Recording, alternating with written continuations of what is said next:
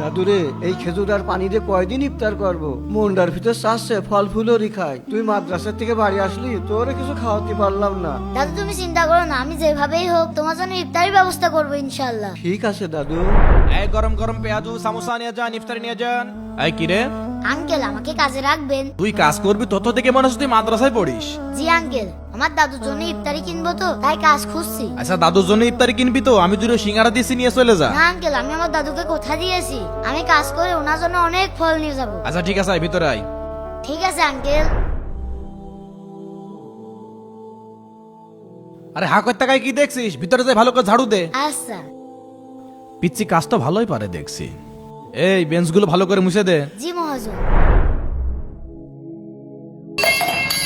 আরে এই খেয়াল করে কাজ করবি না। এই এদিকে আয়, তোর আর এখানে কাজ করা লাগবে না, বের হয়ে যা। আমার ভুল হয়ে গেছে, আমি আর এরকম করবো না। না না, তোমার দ্বারা আমার উপকার আছে, তো ক্ষতি বেশি হচ্ছে। হ্যাঁ বাদ দিয়ে দেন। না না। এই নে 10 মিনিট কাজ করেছিস, 10 টাকা দিলাম, যা এখান থেকে যা।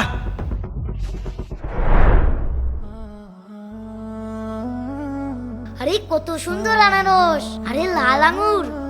কি লাগবে? আঙ্কেল এই আনারস কত করে? 50 টাকা করে পিস। কিন্তু আমার কাছে তো এই 10 টাকাই আছে। 10 টাকা এক পিস কলা হবে। ঠিক আছে তাই দিন। ঠিক আছে দিচ্ছি, দাঁড়াও। এই নাও ধরো।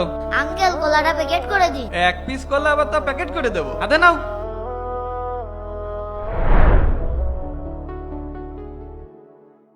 আরে এতগুলো ইফতারি কোথা থেকে আসলো? দাদু। কিরে দাদু, তুই কোনে ছিলি? দাদু তোমার হাতে এগুলো কি? আমার হাতে তো ফল। তুমি এই ফলগুলো কোথায় পেলে? একটু আগে। যা এখান থেকে। না, কাজটা মনে হয় আমি ঠিক করলাম না। ও দাদুকে যাই কয়টা ইফতারি দিয়ে আসি।